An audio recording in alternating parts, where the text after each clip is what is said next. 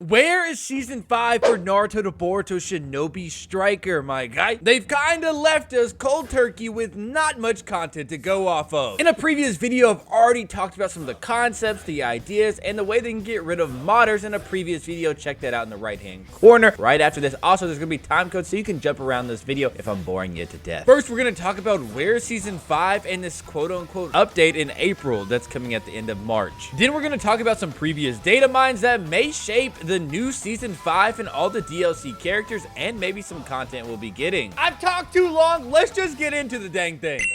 I might act rude. I lost gang members, I can't act cool. I got gang scriptures in my tattoos. I was running from the police in my trap shoes. Posted trying to flip 100, I come back full. You're probably thinking, HD, why do you care about this dead old Naruto game? Other than making over 200 videos on Naruto to Boruto Shinobi Striker, which you can check out the subscriber playlist on the top right, so make sure you do that. Listen, I made over 200 videos. I care about this game and I want to see it thrive. I keep hearing about this update that's going to happen in April. I keep hearing about this big grand update that's going to happen on the 31st, and I was like, where did they hear this from? So I went and did my research. I went to my handy dandy announcement board and I looked through every single announcement. Guys, you can also just look at my shop update videos and watch them all the way through, and I give you all the information you knew with all the credible sources you need. I won't ever lie to you. 24th today, and now the esoteric scrolls I see right there, it says the 31st. Now we get scroll changes all the time. That doesn't mean it's gonna be an update, my guy. If a content creator doesn't have proof of their claim, don't always believe what they're saying, because they might be doing it for a video. Naruto to Boruto Shinobi Striker announces season 4 on April 30th, and that is why you see Mr. Foster posting his article on the May the 2nd, which was a Sunday on that same weekend. Most times, Shinobi Striker and co like to publicize their announcement for the new season around the end of April, the end of May, or even the end of June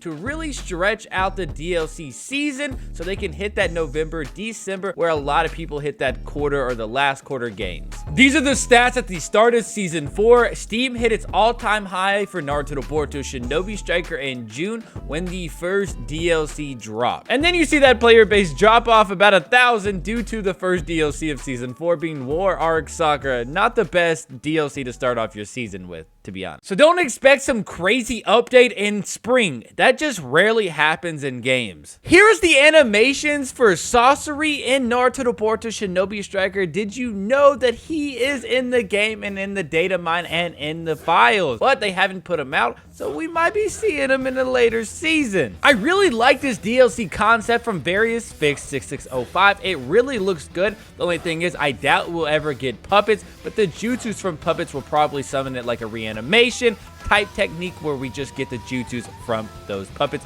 We don't actually get to control the puppets. Honestly, I wish we got to see some of the animations from his jutsus, but unfortunately, it's just the animations like fall, being on your knees, getting your guard broke, or just getting slept or flashbanged or something like that. This kind of goes in line with the hint or so-called hint at the end of the Kawaki trailer where it says you will inherit the Will of Fire. Kiba obviously is a leaf village. I think this might be a possibility in season 5. I know this is gonna sound a little bit weird, but I think Shino has the best possibility of the 3 of these from this data mine to make it into Naruto to Boruto Shinobi Striker. I'm actually kind of surprised they put Ino in before they did Shino. Honestly, I'd hate Shino to be a support type, but it does make sense. He never really was aggressive. He is a ranged fighter, and he's not really a defense fighter. But I would hate to see my man Shino as a support type. I would love to hit him with some bugs and stuff on range with a couple majestics, light them bugs on fire. At the end of the Kawaki trailer, it says you will inherit the Will of Fire. I think personally that was more for Kawaki and not our next season. So let's talk about some other DLCs we can get without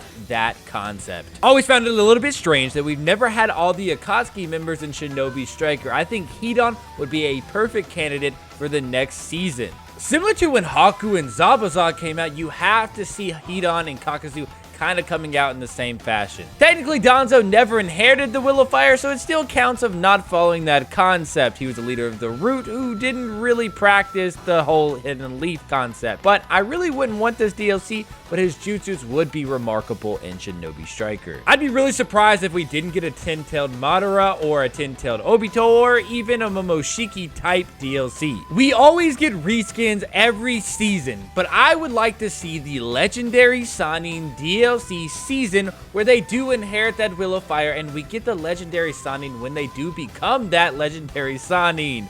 I would love to see them inherit the Will of Fire in Season 5 in Shinobi Strike. Let me know down in the comments below right now, what DLCs do you want in Season 5, and overall, what do you want to change in Shinobi Striker, and I'll see you in the next one.